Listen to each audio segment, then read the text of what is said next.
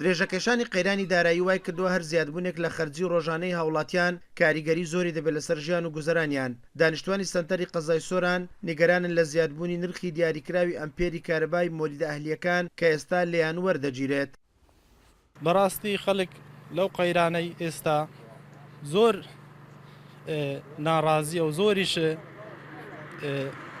پێیان دەرناچێت، یعنی بێ مەعاش و بێ موچەیە زۆر ئێستانێکە خەڵک زۆر لە قەیرانایە حەقوانیە و ساحی مۆلدەکانیش داعمی ئەو شتانە بکەن.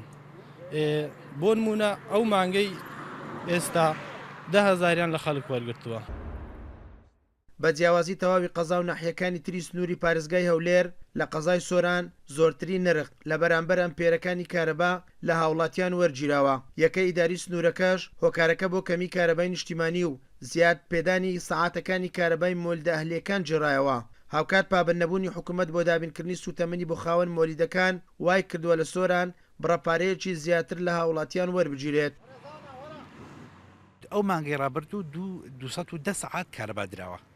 زەربی ئەوەی کە 9606 دینار دەرچووی مانکانی پێشیش کە 2000 دینار هاوڵاتی قەرزداری وی بووە هەرمانجی 250 دینار خەرزەکەی صاحب مۆلیدەکانە دینەوە کردیتمانە 10,000 دینار بۆی بتوانین استخراری ئەو مۆزوعی بگۆڕینەوە. ئیدی خەڵک یان کارەبای دەوێت یان کارەبایەکە بەکەلفێ ئێمەش زانین وەزعی دارایی خراپە، بەڵام بوونی کارەبایی بەو شێوەی باشترە. چەند کەس گلەیەکەن وەسەلەم تەسەوڕەکەم زۆرینەی خەڵک ڕازیە، بەڵام خەڵکیش هەیە لەسەری ناڕەحەتە، خەڵکیش پێی نەخۆشە. ئەو خەتە گشتی کە محتاتی کارەبای گشتی بە سۆرانەوە بەستەوە ئەوش مشکلەمانەیە.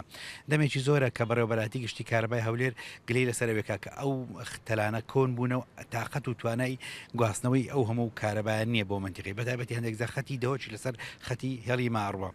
ئەوە بۆیتە مشکلەیە کە ئەو بڕێکی ئێستا 8 سعات بۆ دیاریکراوە ئەوەش بە پێویست بە بۆکو پێویست بەمە نەگا. لە سنووری سۆران بەپێی خشتەی وەزارەتی کارەبای هەرێم سەعاتەکانی کارەبا نادرێت بە هاوڵاتیان و دانیشتوانی ئەو ناوچەیە. یەکەی دابشکردنی کارەبای سۆرانیش هۆکارەکە بۆ کۆنبوون و خراپی ئەو تەل و تاوێرانە دەجێڕێتەوە کە هەمیشە کێشە و گرفتی زۆریان هەیە. بڕی دیاریکراوی کارەبا ناگەت بە وێزگەکانی دابشکردنی کارەبای سۆران. ئەمە شوا دەکات وەک پێویست کارەبای نیشتیمانی نەدرێت بە هاوبەشانی لە تەواوی سنوورەکە. ئیسماعیل عوسمان، کورسات نیوز، سۆران.